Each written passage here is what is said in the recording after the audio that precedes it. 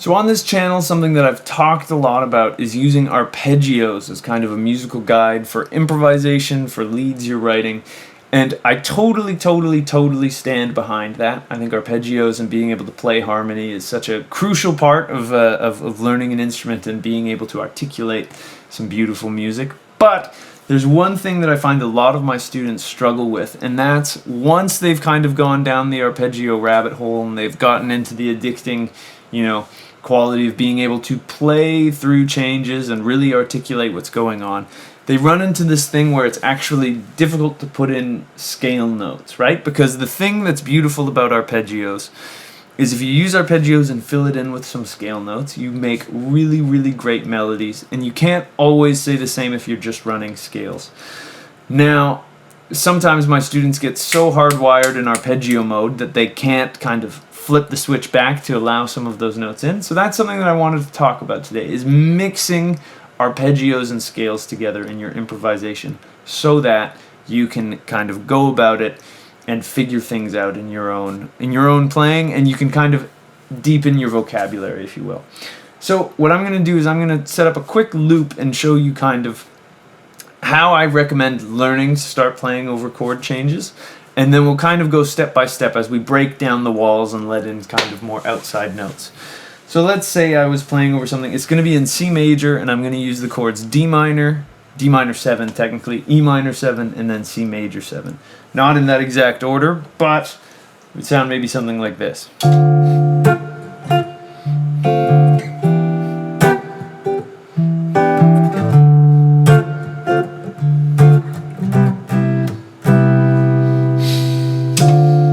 So over this, I would recommend starting to play D minor 7 over D minor 7, E minor 7 over the E minor 7, and then C major 7 over the C major 7. So that might sound like...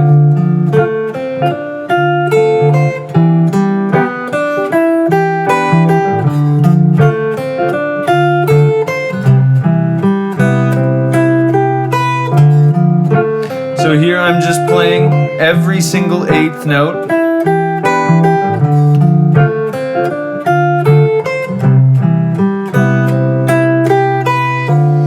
And that's awesome. I'm going to turn down the playback speed of that really quick.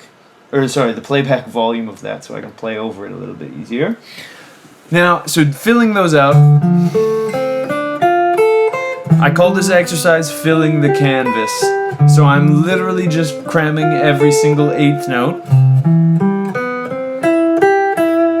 with an arpeggio chord tone. It's great. It's a really good way to outline the harmony. Now let's say I've done that a little bit and I've gotten comfortable with the chord progression. I know where the notes are. Now I might start improvising some phrases using those arpeggios. And this is where my students can sometimes get hung up, is once they do this a little bit, they can't add in scale notes. But just to give you an idea of what it sounds like, if I improvise over this with purely arpeggios, and again, I'm playing D minor 7 notes over the D minor 7, E minor 7 notes over the E minor 7, and C major 7 notes over the C major 7. It might sound like this.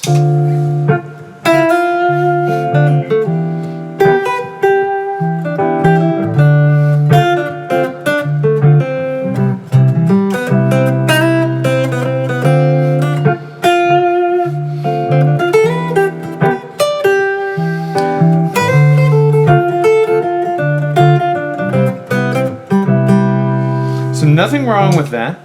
Again, everything was totally musically correct. Played some cool ideas. But now the thing that can be kind of tricky when you're trying to do this is sometimes it's best to actually kind of sing the idea to yourself or hum it or hear it in your head, however best works for you, and just try to think about how it sounds. To me, if I'm playing a line that's kind of arpeggio based, it has bigger interval jumps. Whereas if I did something that was maybe a little bit more scale based, it would be where there the intervals were a little bit closer together. And hearing the kind of difference between those is going to take a little bit of time, and it's going to take a little bit of experimentation. But the one thing that I would recommend doing is, now that you're comfortable restricting yourself to only arpeggios, because again, arpeggios are a better storytelling vehicle because they tell you exactly what's happening in the harmony. But missing out on scale tones leaves out a whole lot of color, and that's boring. We don't want to leave out color, right? So what I would recommend is look at where some good notes are around that arpeggio. So if I took this D minor 7, for example,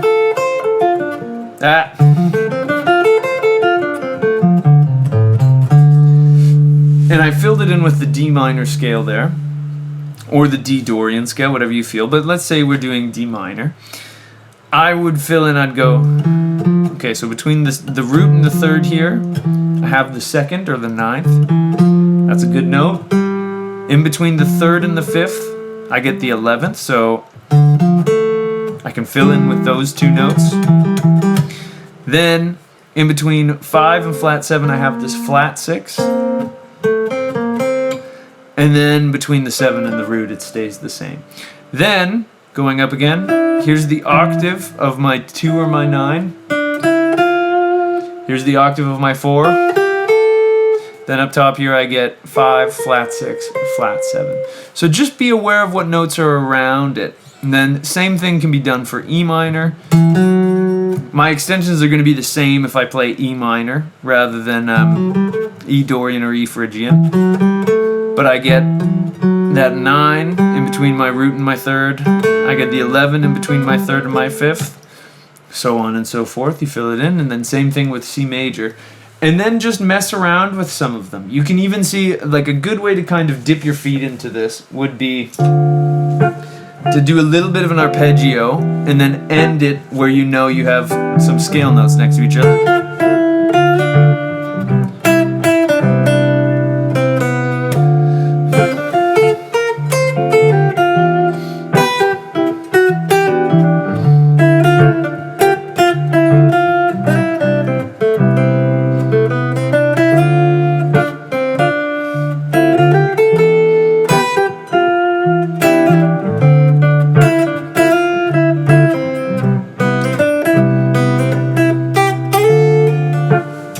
So there, I was doing a lot of third, second, root. Then I went 5, 4, which is a scale tone rather than an arpeggio note, down. And again, you're just slowly kind of filling in the picture. So once you have the full arpeggio figured out, then you work on filling in that knowledge.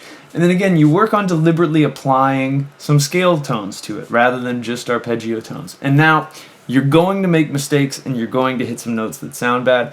That is unfortunately how we get better at improvising. There's no better way to learn it than just trying these things out and making mistakes and being nice to yourself when you make the mistakes.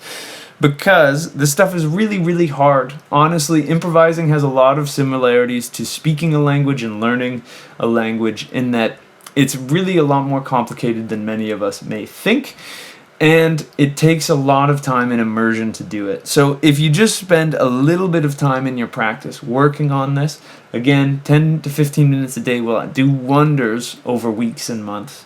It really does start to build up your ability to just kind of do things on the fly. And you'll start to kind of, the same way that when you hear a word that you didn't know before, or if you hear slang that you've never heard before, once you understand what it means, then you can start using it yourself. And you'll see these little bits that were at first confusing, but then you go, oh, that's all that is. And you figure it out and you can use it later on.